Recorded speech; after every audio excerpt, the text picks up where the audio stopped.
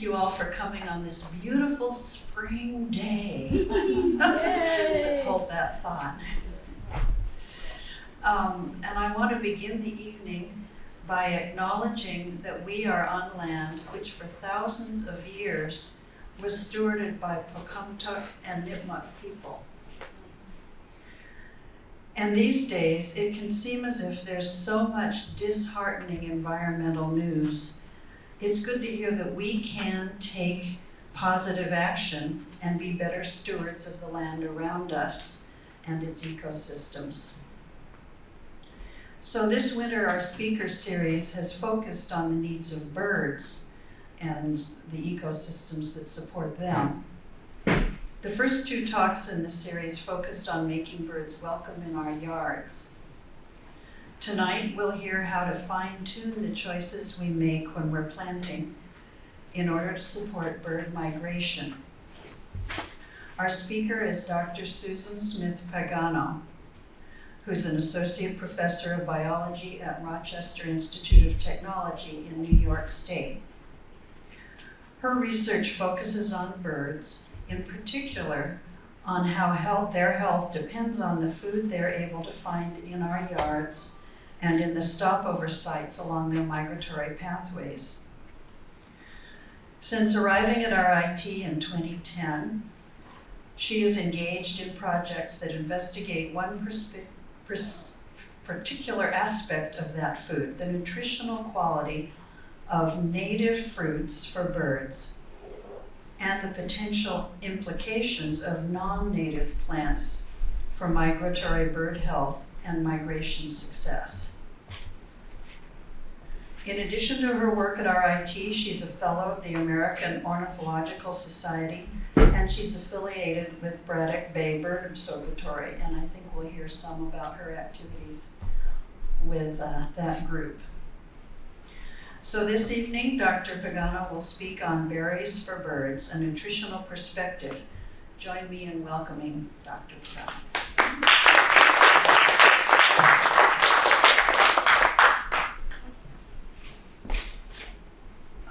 All right. Thank you for that great introduction, and thank you for the invitation to come to speak with you. Mary had heard me talk years ago now at a conference in Pennsylvania, and I've been lucky enough and fortunate enough to be able to share this information on our research with many people in the Northeast since then, and it's been really great. As an ornithologist and a biologist, I'm not a horticulturist or a botanist, so I rely on good folks like you to help us understand what would be the best things to plant in different areas. But today I'll be talking about our research on the nutritional quality of different berries for birds. So I will be presenting some of the data we have collected over time in our research. And there'll be kind of maybe some charts and figures, and a lot of this is summarized there's a fact sheet that I'll invite you to take if you're interested in having one. It's also freely available online, but also in the published articles that you see kind of referenced at the bottom of the slides. So I'm always happy to help anyone with access to that if you're interested in any of those articles. I will say there seems to be endless number of berries and plants and species out there to analyze.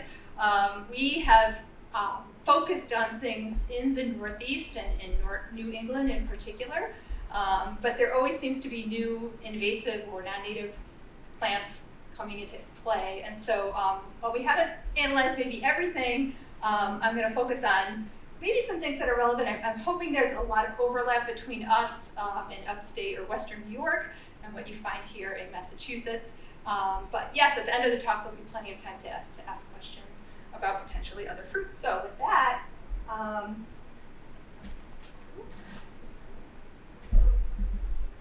just a little outline of a few of the things I'm hoping we'll have time to chat about today in our time together.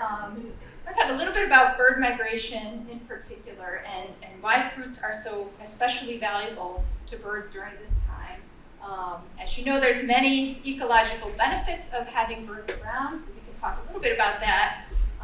But then I want to get into what's in a fruit, and that can really matter for birds. What is the nutrient content or chemical composition of some of those fruits. And then I'll talk a little bit about some work we've done on what birds seem to prefer during migration as well, and how those two connect together. Then I'd like to spend a little time talking about the many, many far-reaching impacts of non-native shrubs potentially on birds, especially during migration. And then I'll end with some recommendations that we've come up with based on some of this research. So, all right. So some of the challenges of migration. So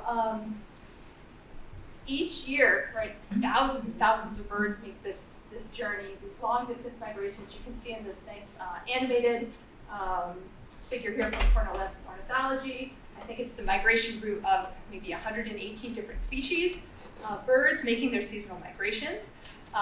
But of the more than 650 breeding species of birds, over 350 of them are what we call long-distance migrants. So they're neotropical. You can see in their route, they're going quite far into the tropics to winter, and then maybe up as far as northern US or even Canada to breed.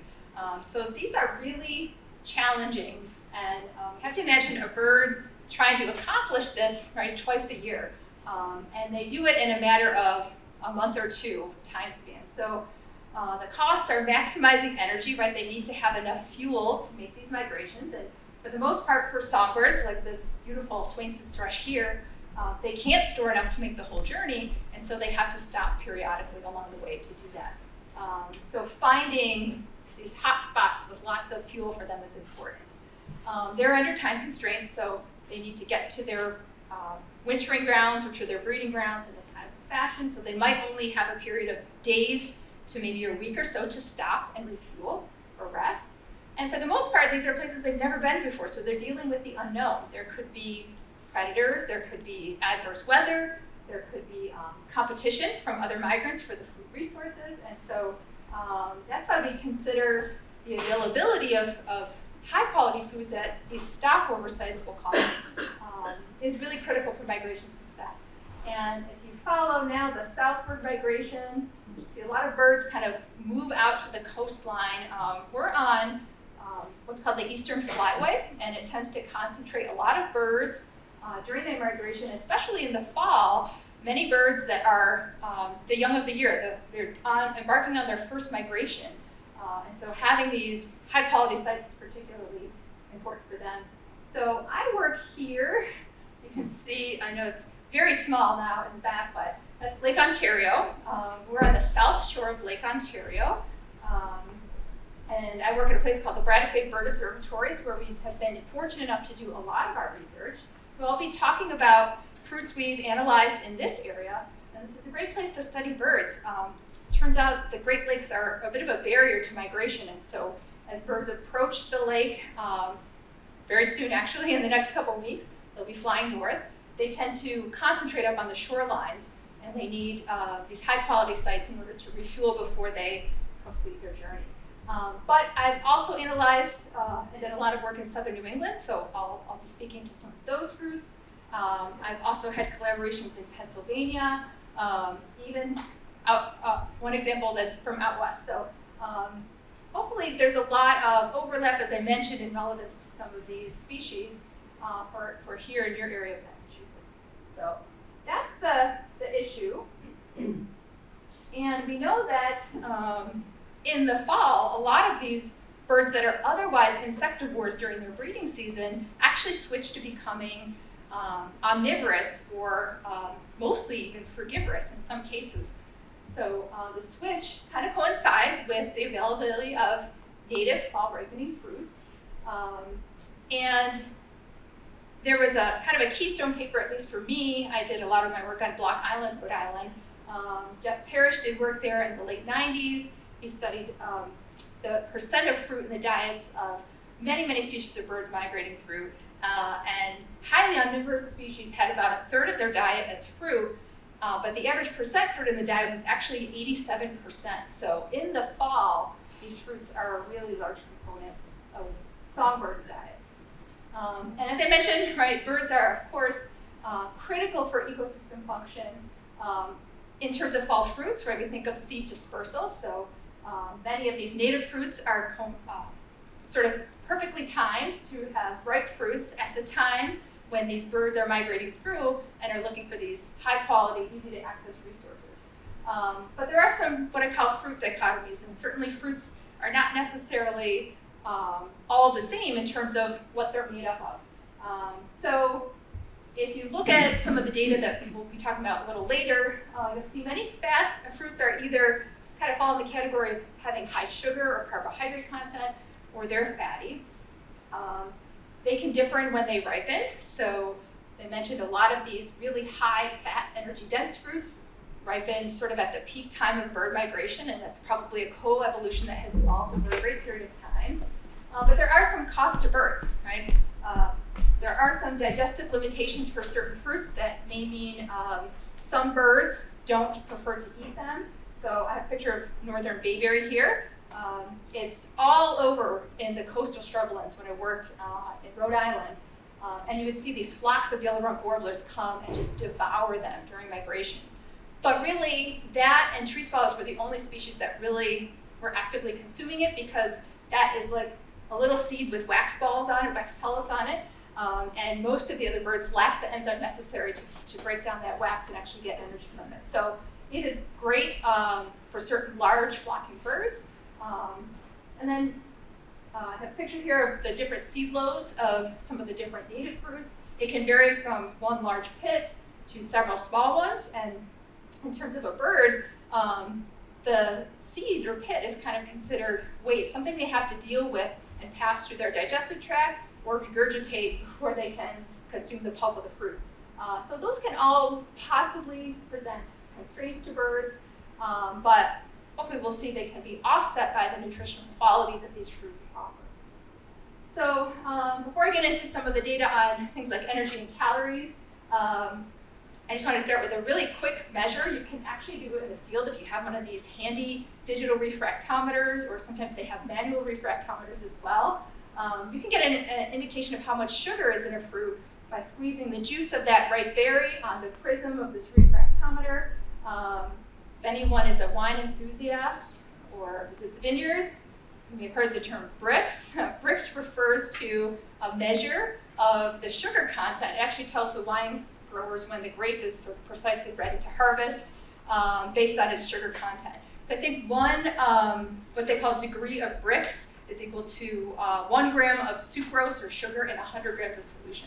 So we've applied this to our fruits, right? Grapes are fruits, so our berries can be done the same way. And here's just a selection of some of the fruits.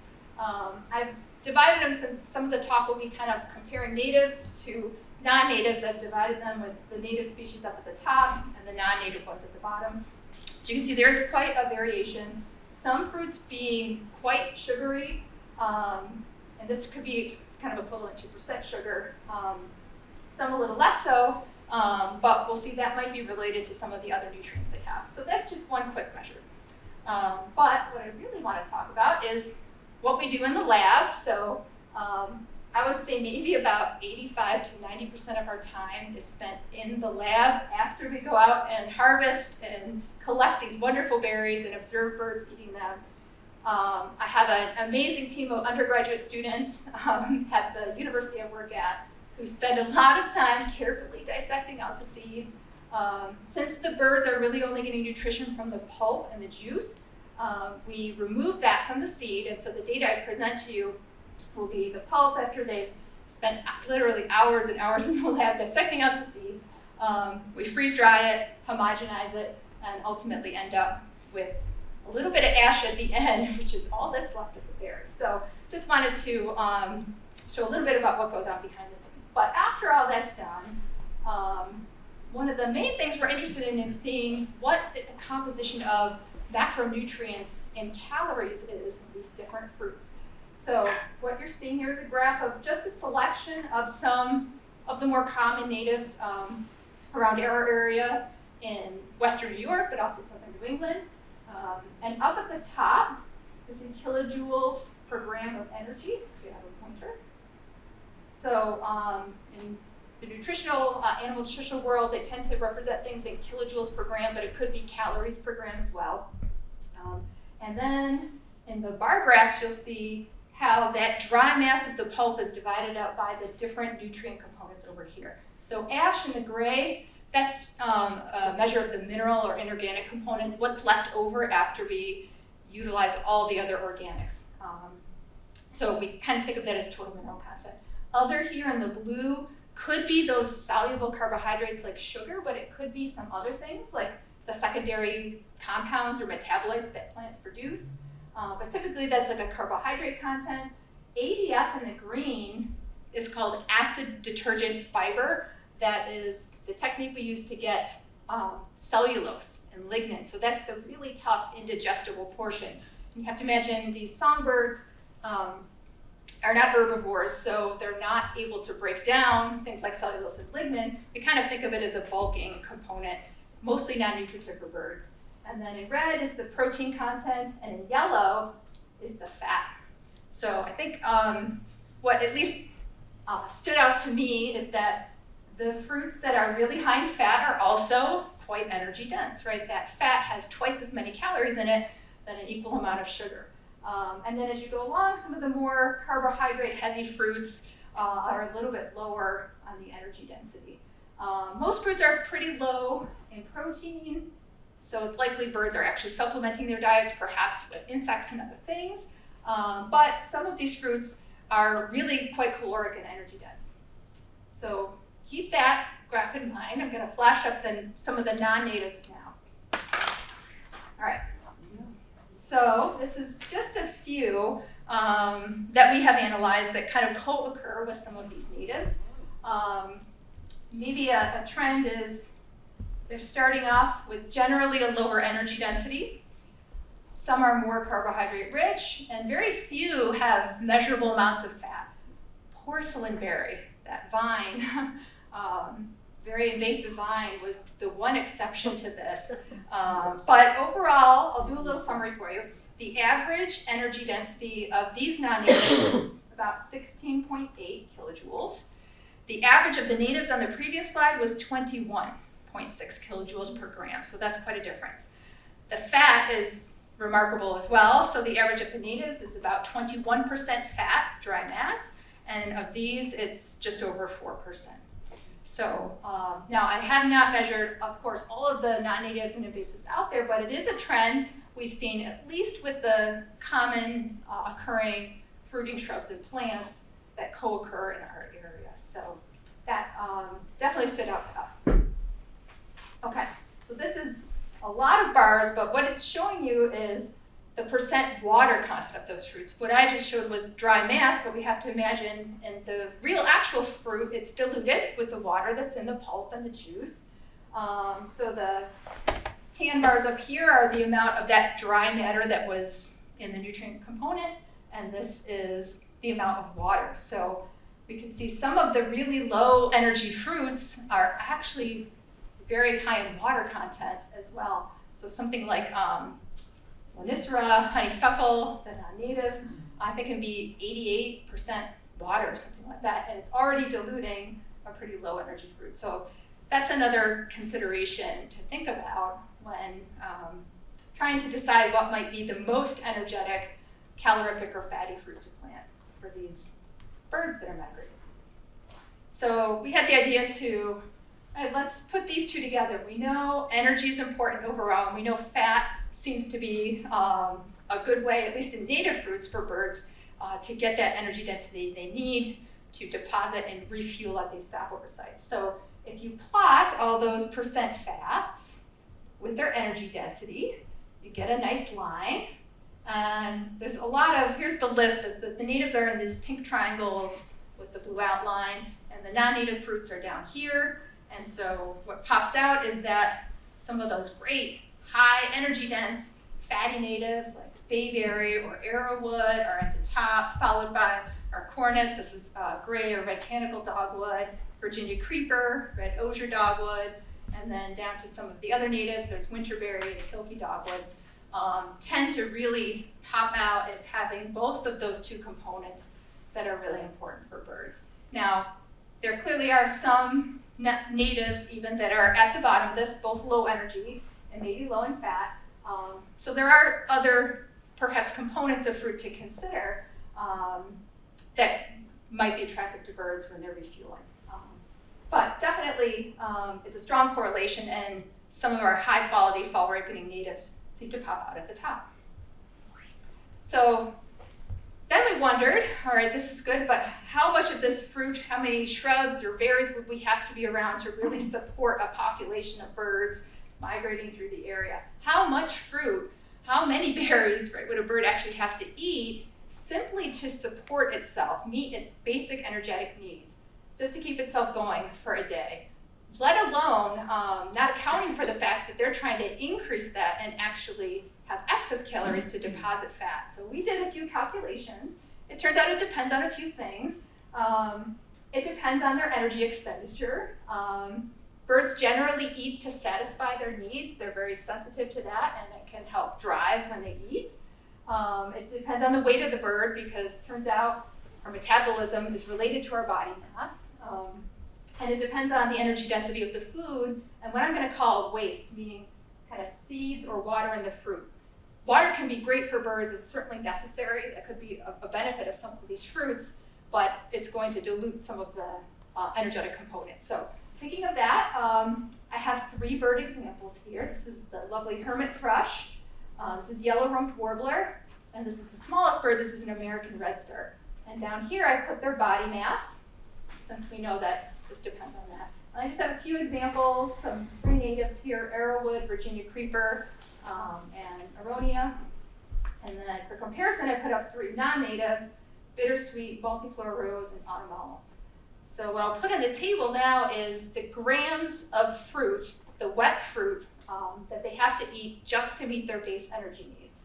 And so for our natives, you can see that a 31-gram hermit thrush has to eat 21.7 grams of arrowwood fruit in a day just to meet its daily requirements. And then it gets higher as you go to lower energy dense. So maybe that's possible. Birds tend to have rapid passes in their digestion tracts. I guess it's possible.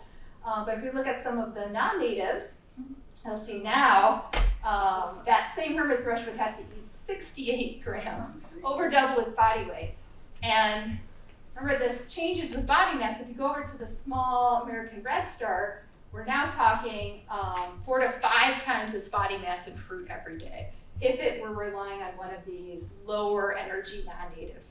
And that's probably not likely to be viable for those birds. So that is something we think about. How can they refuel maximally with what's out there in the landscape? So, okay.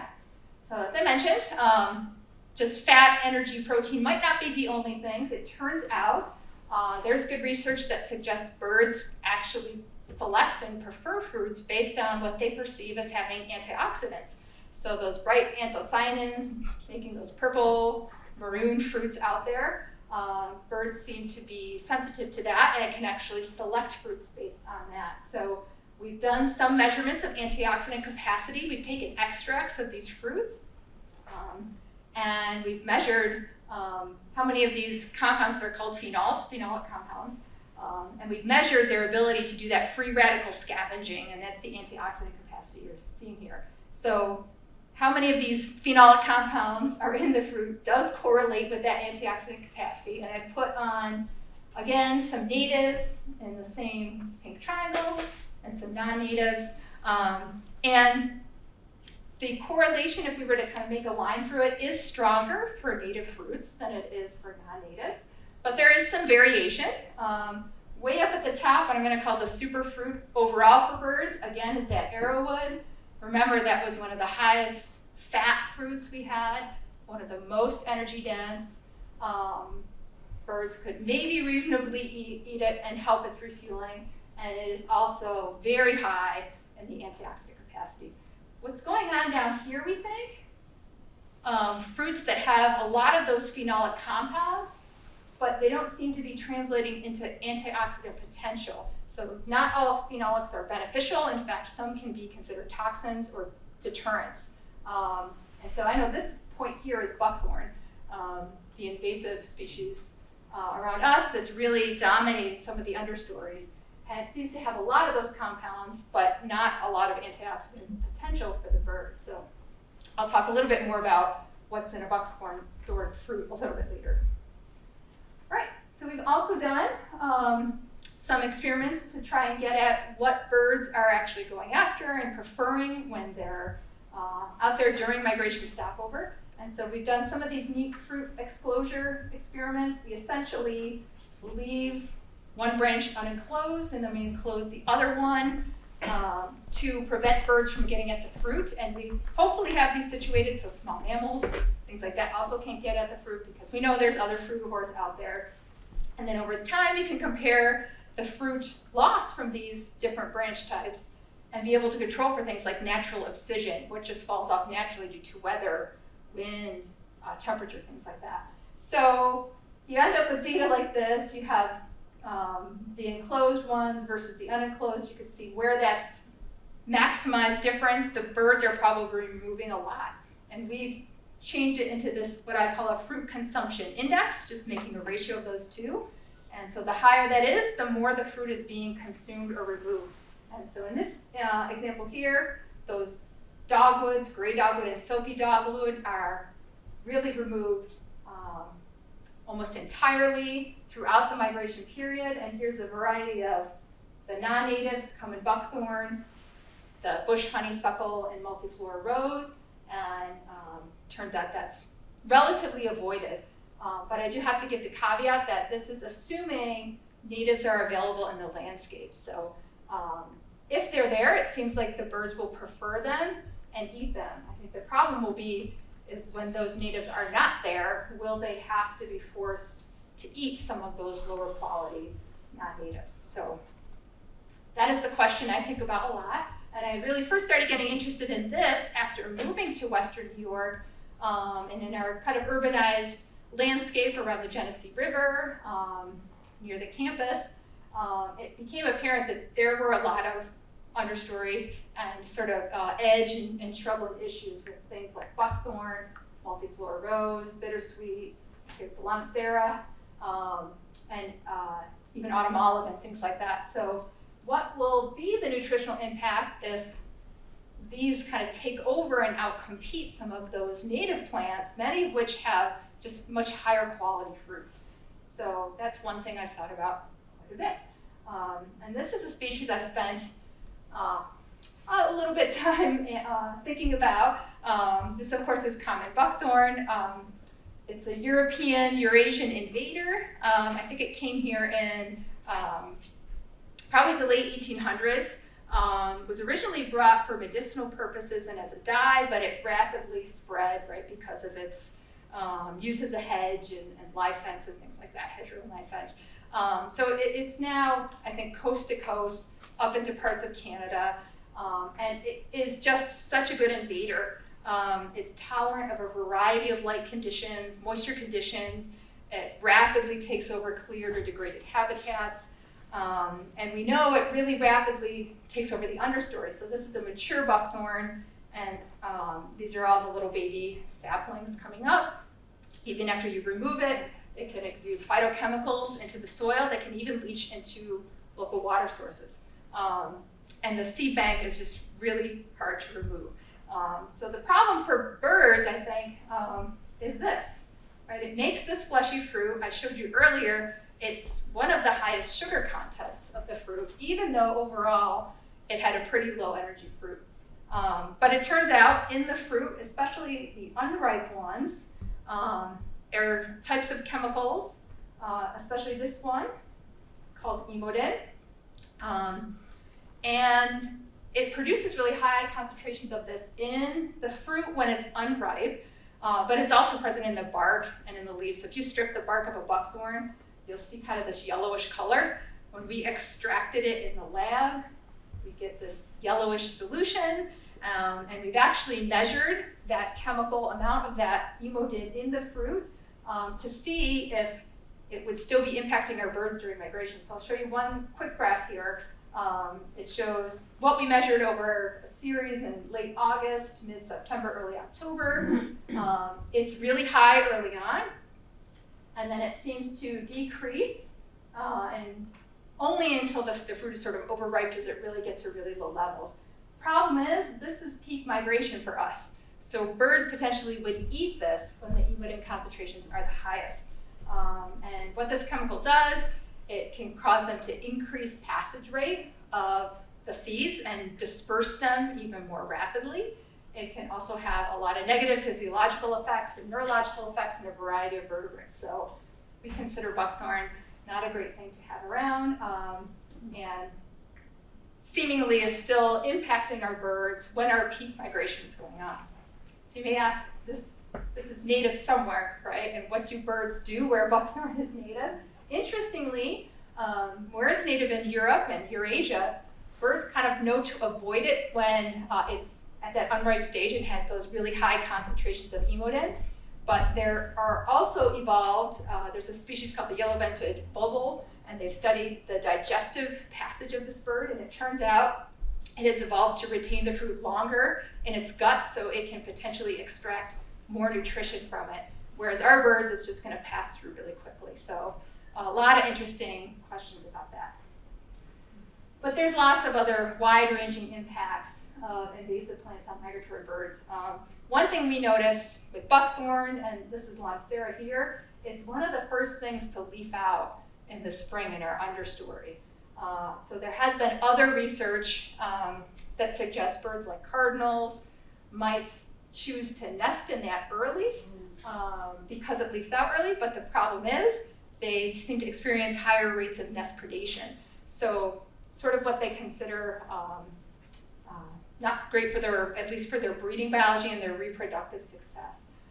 For us, I'm interested in the berry, and this is an example of the red morose honeysuckle, but it also appears as an orange or a yellow morph as well. It turns out this berry has a carotenoid in it, a chemical compound that provides the color to the berry, and it's called rhodozanthin, and it's only present in this fruit and not in any of our native fruits. So when birds eat it, their plumage, it gets deposited in their plumage, and they actually start getting aberrant patches of plumage color. So this is a Baltimore oriole, a female. It should look mostly yellow, and you can see a lot of these reddish splotches. This is a cedar waxwing, and usually this tail band is all the yellow color of this one single feather there. But you can see it's turning orange, and this is a juvenile bird, so this is just a baby bird that's just fledged, and it already has that carotenoid deposited. Why is this important for birds? Well, they use plumage for communication, right? A variety of signals. But also, this fruit is really low quality nutritionally otherwise. So while these birds' plumage is changing, they also tend to be in lower body condition as well when they're eating that fruit. So there's lots of other research related to the quality of insects that invasive plants could harbor for birds versus native plants. So that's another concern, not related to fruit. So these impacts are really wide-ranging, but that's one thing we became interested in. So with honeysuckle.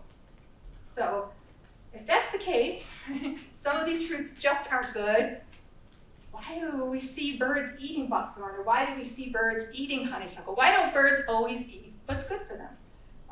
Well, I would say they try to. Sometimes they do, and they avoid the lesser options. So I was just having a nice conversation at dinner about how the bittersweet is still around in privet. If there are higher quality options, right, these things may be avoided, and the birds aren't forced to eat them. But what if those higher quality options go away, and then the birds have to eat them?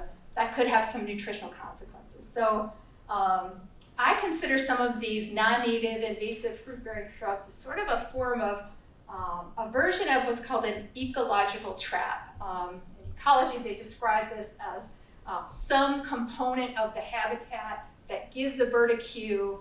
It could be the color of the fruit or the ripeness, how it's oriented.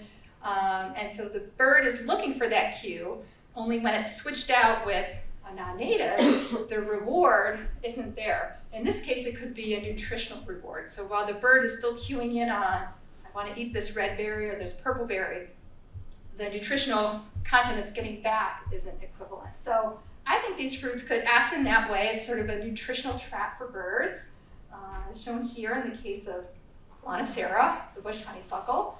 But there could also be the case of that buckthorn, as I mentioned, where these secondary compounds can actually inhibit their digestion and actually prevent them from gaining the mass they need to refuel during migration. So those are some of the things, some of the concerns, at least nutritionally, with some of the common invasive shrubs around us.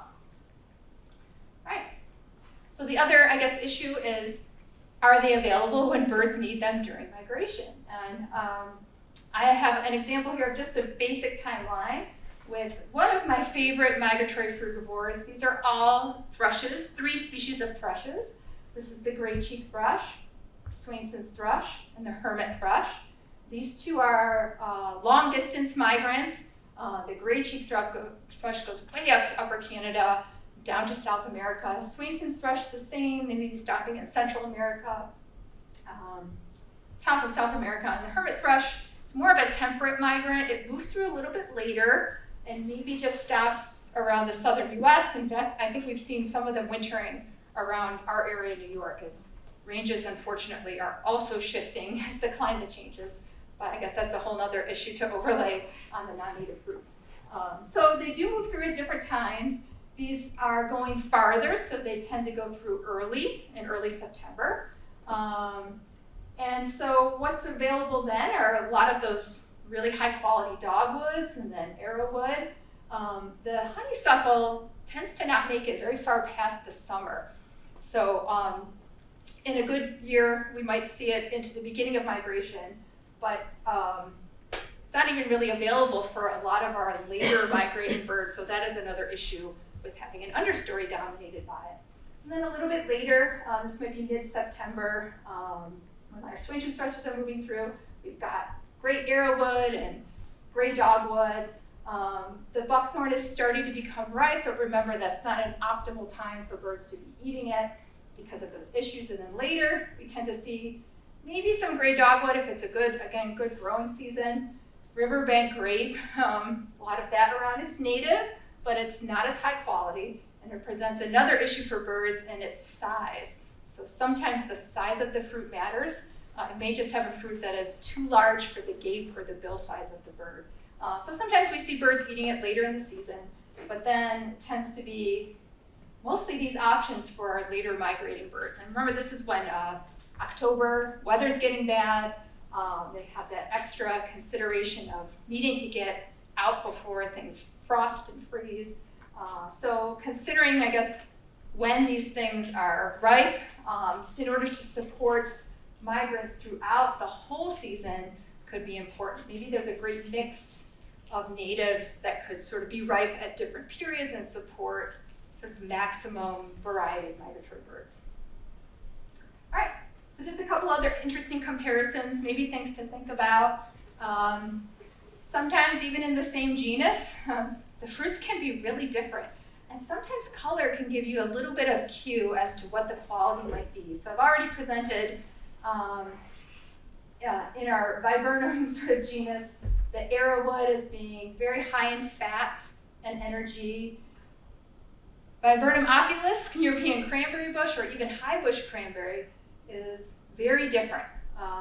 And we tend to see that even in some introduced non-natives, that sort of the darker blues, purples, maroon red tend to have a little bit more fat, and then some of those kind of opaque reds tend to have low fat and maybe higher energy. So this was from actually a study that I did with a collaborator in New Jersey, and it turned out these were eaten first, and then these were eaten by kind of maybe more sedentary robins and things a little bit later, but they did have higher antioxidants. So, and that is true of Viburnum opulus as well. But this definitely persists around us, and birds are avoiding it.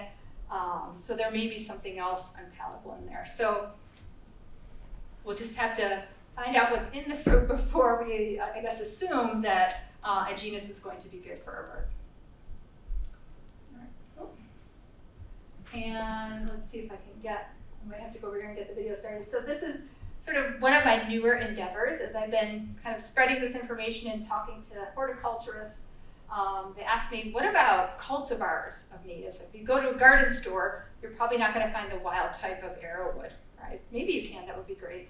But what about all these different cultivars? Are they still the same quality as the wild type, the nutrition that we know? So that's one thing I'm very interested in. This is one example. This is a nice brandy wine by Vernon that we planted, and it had some great fruits. And it was completely avoided during migration. I'll see if I can get the video playing.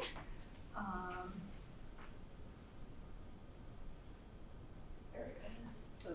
Those are some robins coming along. Just clearing it out.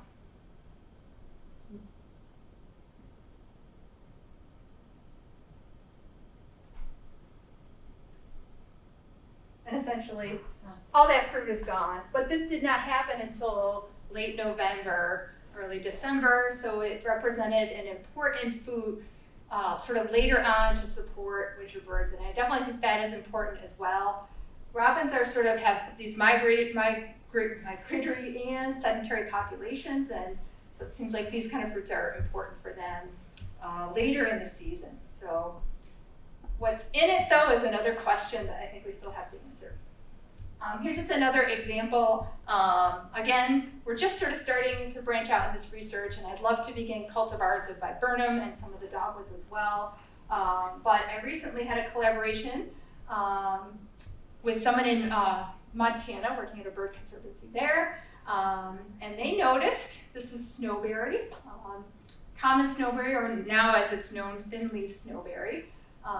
And it was actually during the winter months, and he noticed this wonderful bird. This is a gray jay or a Canada jay, and they're well known. They're called camp robbers, actually. They're well known for taking and storing and caching food.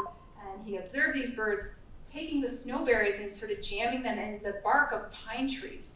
And so he wondered, why are they doing this? Is this some sort of important food resource, and what was the quality of those snowberries? So we did some analysis of the nutritional content at the time that the birds were caching them, and thought, well, let's compare it to something we find around here. We can get snowberry varieties. This is a pink kind of coralberry variety that's similar, and kind of the same thing. It doesn't really get eaten during peak migration, but is it going to be the same quality for birds as the snowberry is when the birds are utilizing it? So we found this has a little bit of fat and protein, about 16.7 or so kilojoules per gram of dry mass of energy, and the pink coralberry was actually very similar. So this is one example where even though it's at a cultivar and something that is not the wild type strain, at least in terms of energy, it seems to be providing adequate nutrition for birds. So lots more to come on that, I hope, as we explore many more cultivars of many more species, nativars, I should call them. So in terms of navigating these bird-friendly lists, we do have some recommendations especially for birds migrating in the fall. Again, the goal here is really for them to store as much fat as quickly as possible. So the highly recommended ones are those high-fat natives. And I put bayberry here in kind of brackets because not every bird will be able to utilize it, but yellow-rumped warblers and other wildlife might find it very good, and it's a great windbreak and protection sort of habitat feature during the winter as well. And there's a lot of others that are also eaten by birds. I don't know if you have spicebush in the understory here. That is an incredibly energy-dense and fatty fruit, and birds love it, and flowering dogwood would be another example of that. Some others that maybe are available at different times too, and are a little bit lower energy density. And then in terms of thinking of that phenology question, when are fruits available for birds? Some of these, at least for us, tend to be available in the summer, and then they get cleared out by the birds before much of the bulk of migration begins. So that would be serviceberry. I watched a wonderful flock of gray catbirds devour a couple ornamental serviceberries right outside of our science building on campus. And this was in August, so it wasn't available for birds migrating later. And elderberry is another example. Of course, the rubus, black raspberries, and things like that, not really into the fall as much. And then some might also persist into winter in addition to being important food for migratory birds during the migration period. So we have a lot of those on the list as well. So our kind of takeaway from all of this, there are some examples of really high fat, high energy fruits, but in reality, a bird is probably mixing a variety of different fruits as it's kind of refueling and moving throughout the habitat. So those highly preferred energy dense and fatty natives are great, but providing a mixture of other things that might provide carbohydrates and antioxidants could also be good. And then thinking about that phenology of fruit ripening, some of these, like winterberry, might actually need a freeze and thaw to become more palatable for birds. So it could still be important for those later migrants or birds in the winter as well. And then we know post-fledging birds, many of the species right when they fledge and they're getting ready to refuel for their first migration, fruits can be a great, easy to acquire food resource. A lot less energy required to find a shrub with fruit, pluck a berry off, and go flying around and catching a bunch of insects out of the air. So they can really be good sort of energy savings for birds in that sense. All right, so with that, I did want to put up a many thank you to my contributors and collaborators slide because I couldn't do any of this work without all of the undergraduate students who have been a part of the research. They are the heart of the research lab. They spend a lot of time thinking about this, also disseminating their results. So it's been great to work with all of them over the years. And there's a lot of fruit collaborations here as well. Either our chemists here who have helped with some of these chemical analyses, or other people who have had projects or ideas that involved analyzing the nutrition of fruit, and so we've been able to add that to our nutrition database. So I thank them all. And I would like to invite anyone who'd like to help yourself to this fact sheet. I brought some copies here, but you can also download this freely from RIT ScholarWorks, and you are welcome to disseminate it. It has a lot of that nutritional information summarized in a table along with those recommendations that I just mentioned, what we consider highly recommended, and then many other species. It is always, a continual work in progress, so we've continued to analyze other species. I welcome any questions that you have about any particular species. If we've analyzed them, that would be great. Should we hand out the... Yeah, absolutely. So feel free to take one. And I think that is it. Yeah. So thank you very much for listening. Appreciate it. Yes. So we have 3 species that I'm interested in if you studied or potentially might study, barberry, euonymus, and also mountain ash. Yeah, so we have analyzed barberry. That was actually with a collaborator of mine in Connecticut. And we analyzed the fruit is also falls on the lines with low energy, low fat. We were interested in how it helped harbored insects for breeding ovenbirds in the understory. Turns out the composition, the diversity of insects is different on the barberry compared to the native understory. So yeah, so that one we know the fruit itself tends to stick around, as you've probably noticed, and it's pretty low quality. I have not done euonymus. Mountain ash falls into the more carbohydrate-rich, lower energy. Yeah. But I haven't done any consumption research on that. That's a good question. And how about mountain ash? Mountain ash, I think, is also lower energy, has some carbohydrates. But again, I don't know. I think that one might persist, but we don't have a lot of it around where we are. But I think it falls into that lower fat category. I wonder if you compared the native to the non-native honeysuckle. And to follow up another question, I have a cabinet of strawberries. And are they good or not good with the bird? I mean, I know they're like. Yeah, so native versus non-native honeysuckle. We don't have a lot of the natives that other than trumpet honeysuckle that bakes fruit around us, so I haven't. But I know there are some examples of it. So I don't know for sure if it's any different than its invasive congener. And your catbird likes strawberries? Yeah, so catbirds are these amazing frugivores. They'll clear out the blackberries, black raspberries before we can get to it. So dewberries, things like that are great to have around for birds. They'll find them, they'll eat them. Yeah, that's great. Yes. Are the strawberries nutritional? So we haven't, yeah, I haven't analyzed them in my lab. Probably the nutritional information is out there, although are these wild or cultivated? So yeah, maybe that nutritional information is out there. I'm guessing they're carbohydrate rich. I'm sure there's not a lot of fat, but yeah, I know that the small seeds in like blackberries and black raspberries don't seem to be a problem. At least they still consume them, but that is something they have to pass through and is not really nutrition for them. I think it's great summer food. Yeah. Yes.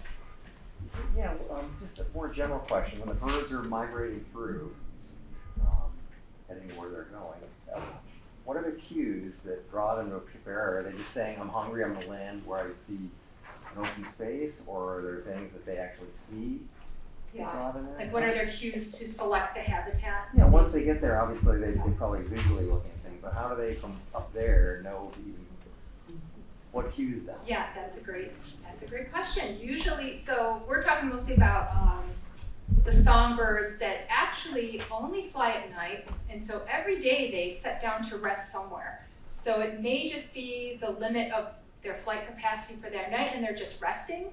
But if it's a case where they're fully depleted, then they need to kind of look around. And they do make what they call morning flights, and they will kind of poke around and move around different habitats and maybe make lateral movements to look for it. But we think cues like shrubland habitat, we know for frugivores, they tend to seek that out and like it.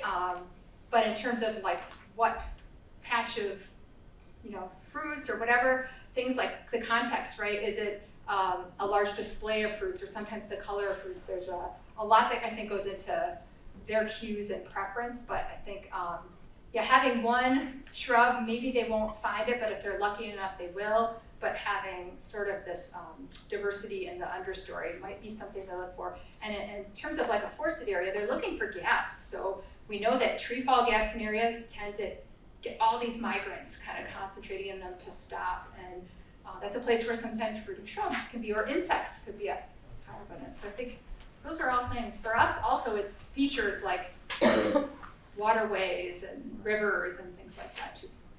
Yeah. Three more. Black gum, hawthorn, and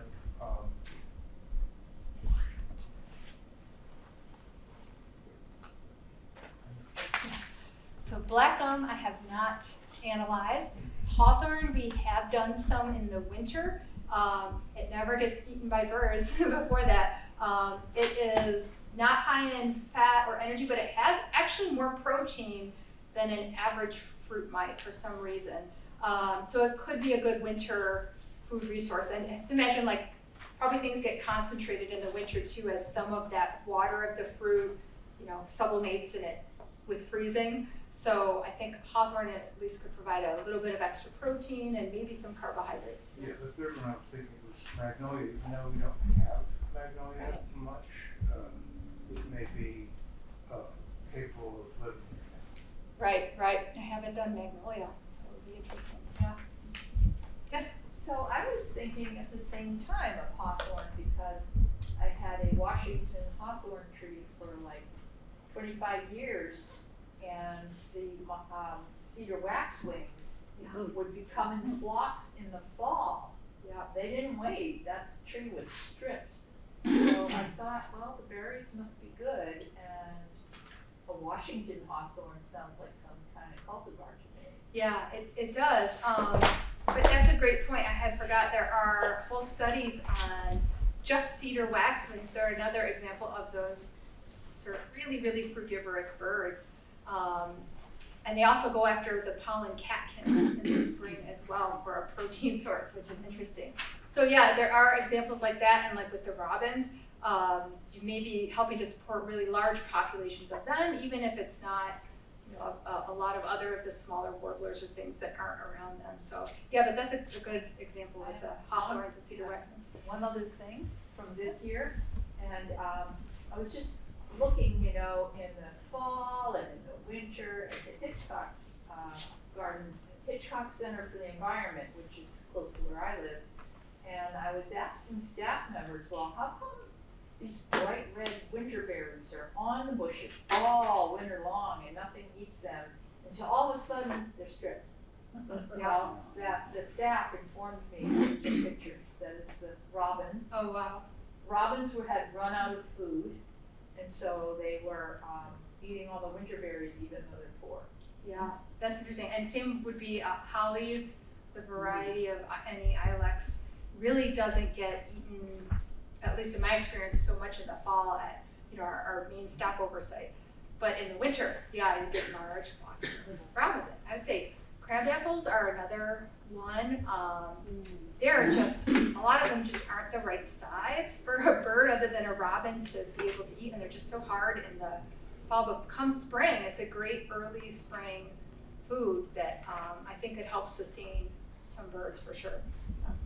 I know you didn't ask about crabapples, but just reminded me of that as well. Yeah. So I just finished this book by Robin Wall Kimmerer, The Service Berry, and I'm ready to plant 1 million of them. But She just visited RIT for a talk. is it great? Amazing. Yeah, she's great. And so are there other qualities of a service berry that, other than they have berries in the summer? And is there a particular kind that we should plant? Yes. Here. So I want to say Canadian and is it snowy serviceberry? There's a couple. They have a lot of carbohydrates.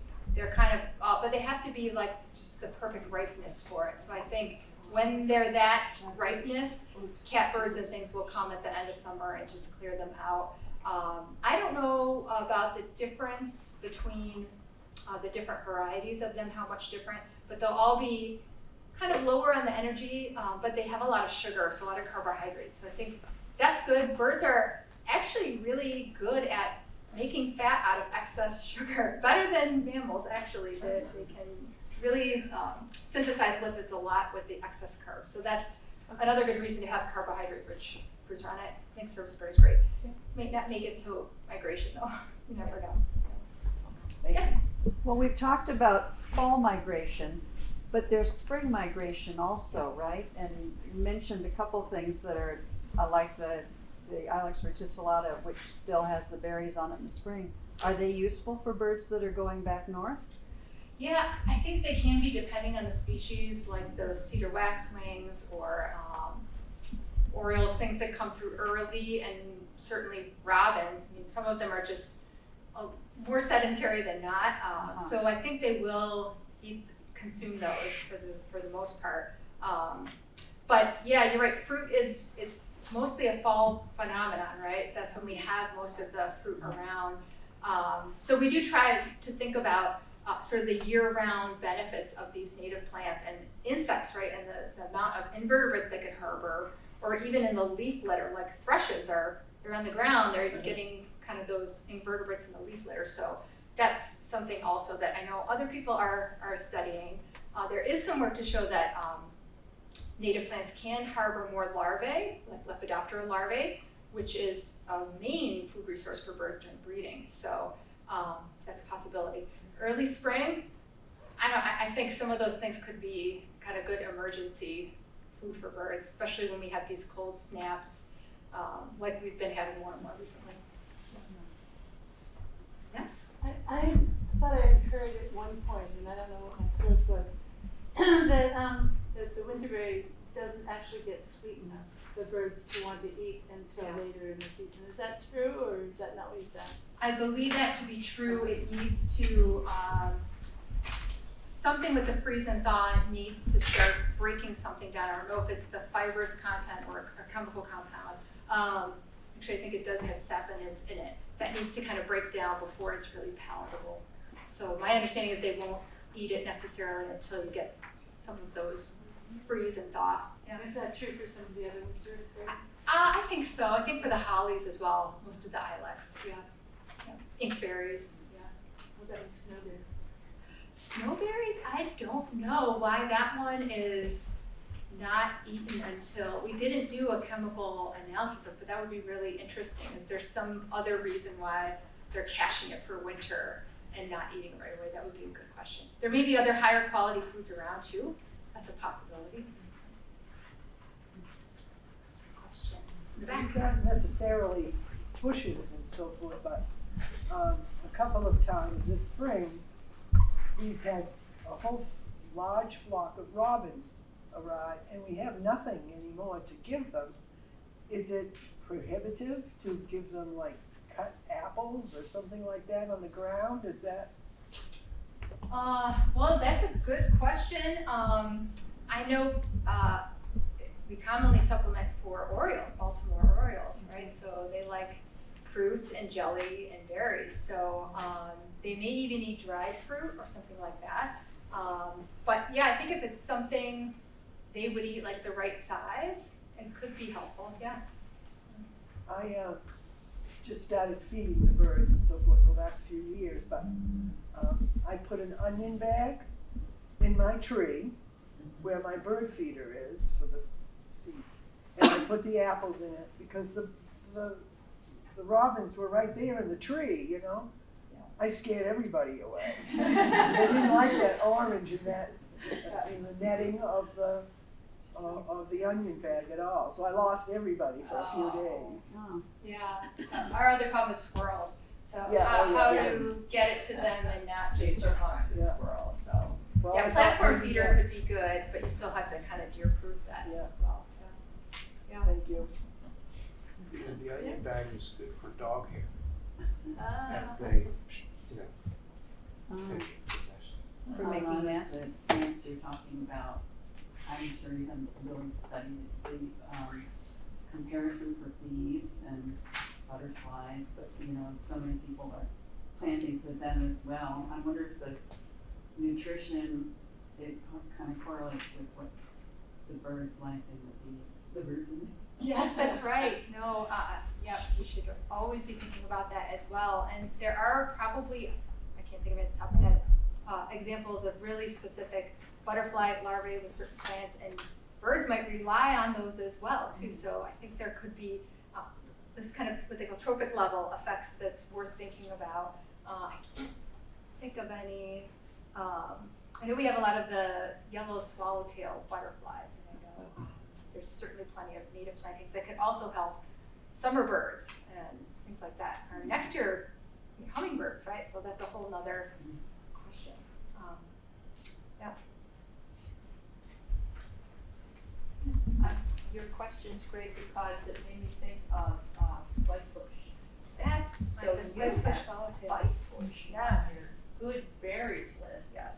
And it's really good for a lot of sphinx larvae. The problem, Mary knows this, I bought a large spice bush, it's beautiful, it doesn't blossom, and then I realized, oh, it needs a mate.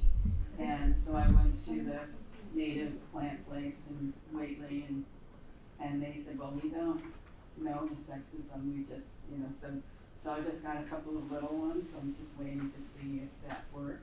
Oh, I hope so. I hope so too. It's really great prolific fruits, and I heard the tea is really delicious also. So, but, did you have a question? I did. Yeah. Hoping you might have some ideas on what's going on here. So I know that flowering dogwood's really a relished berry for birds, and so I planted one. It had pink flowers instead of the white. So this was from more of a nursery that grows ornamentals, and the birds don't seem to like the berries. In Interesting. fact, I watched one robin came, gobbled it, and then spit it out. Oh, Wow. They do disappear, and I haven't yet observed who it is that takes them eventually, but it takes a long time before they disappear. You're inspiring my native art, cultivar work to begin with that. That's fascinating. I can only imagine either it is like they're sensitive to the energy content, and if it doesn't have that, maybe they're just moving on elsewhere, they're tasting it or moving on, but I don't know if there's some kind of compound in there that could be unpalatable, but that is worth focusing on for sure comparing to the native. 'Cause usually it's considered a nice kind of high fat berry, like many of the dogwoods, and so it typically is consumed, but. Well, yeah, if you want any berries, I can Yes, I'll think about that. Yeah, Mary. That reminds me about when you showed the picture of the Viburnum nudum, the, what's its common name? Wild raisin or, yeah. Yeah, whatever it is, but I have one of those and I was looking at it today and thinking, I wonder if these berries are as good as the Viburnum dentatum, which is the arrowwood, Yes. and I meant to ask you that. Yes. So they, no, it's not wild raisin. I can't think of the common name. Possum hawk? Possum hawk, that's it. Thank you. The wild raisin, actually, we've analyzed that one, and it hangs more in clumps, and it has a flatter seed. That one is very low energy and no fat, and nothing eats it until sometime in the winter. It just seems to disappear. The same is true of the possum hawk, but I haven't analyzed the fruit. So before the robins get it, I'm gonna have to try to grab that and analyze it. So yeah, I'm not sure. That might be the reason it's kind of persisting, and that's my guess. Especially since the high fat fruits don't tend to make it very well into the winter either, as it freezes and thaws. But yeah, that's my guess. But yeah.